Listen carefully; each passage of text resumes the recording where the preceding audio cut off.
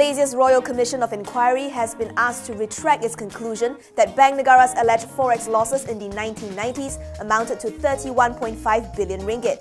Former PM Mahathir's lawyer, Muhammad Hanif Khatir Abdullah, called the conclusion wrong and premature as the overall proceedings had not yet been concluded and that it can't be announced or made public until the final recommendation is made to the Yang di-Pertuan Agong Sultan Muhammad in 3 months' time. Therefore, he is making an application that the panel retract or denounce any conclusions made on August 21st to clear any confusion. Hanif was speaking at the RCI's third hearing on Bank Negara's alleged forex losses. The hearing began last week on August 21st. Today, a former manager of Bank Negara's accounts department testified that there had not been any adjustments made during the period in question.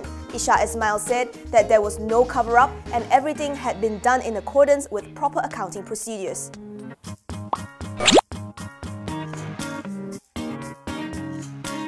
It was a busy day for AirAsia. The low-cost carrier announced 2 corporate exercises and its second quarter numbers after being suspended in the afternoon. The first is the proposed internal reorganisation of the company.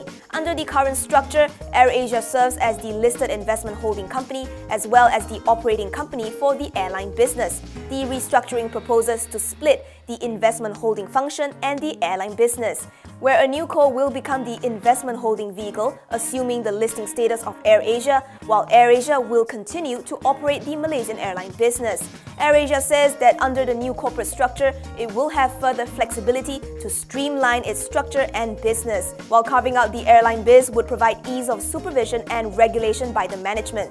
The internal reorganisation will not have an effect on issued share cap or EPS. AirAsia also announced a debt and share swap deal that would inject 57% of Indonesia AirAsia into Indonesian-listed PT Rimal Multiputra Pratama, essentially allowing IAA direct access to Indonesia equity and debt market.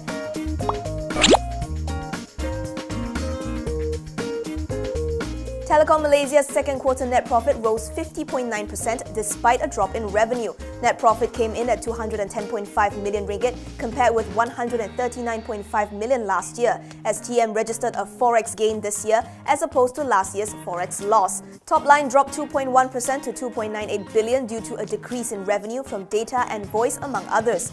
The telco declared an interim dividend of 9.4 cent for the quarter, or approximately 353.2 million. TM chief Muhammad Shazali Ramli today unveiled the group's new execution approach to its business plans named Prefix 10, explaining that TM will be focused on empowering digitization in its daily operations in order to optimize processes and productivity.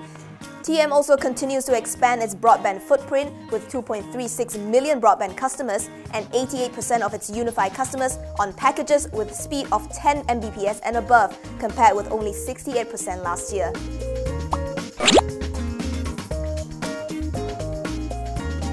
RHB's second quarter results is looking pretty rosy. Net profit climbed 43% to 501 million ringgit on the back of lower impairment losses and allowances. Quarterly revenue slipped 0.7% from 2.65 billion to 2.63 billion ringgit. It declared a dividend of 5 cents per share. Looking at its first half results, net profit rose 9.4% to 1 billion ringgit. Revenue dipped 5.25 billion ringgit versus 5.36 billion. RHB Bank says it is likely to deliver a better performance this year, with the domestic banking sector expected to see signs of modest growth. Group MD Khairul Saleh Ramli says as the group moves into the second half of the year, it sees stronger pipeline in the investment banking front and its balance sheet remains strong.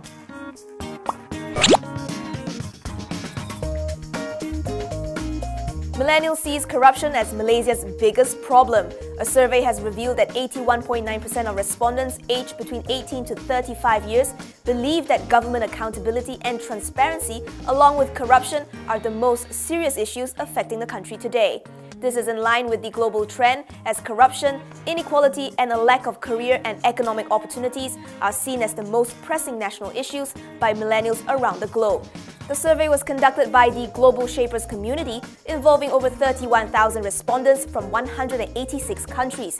In terms of career aspirations, 87.2% of Malaysian young adults are willing to leave the country in order to find a job or advance in their career. They cited Australia, the UK, and the US as their top 3 countries of choice.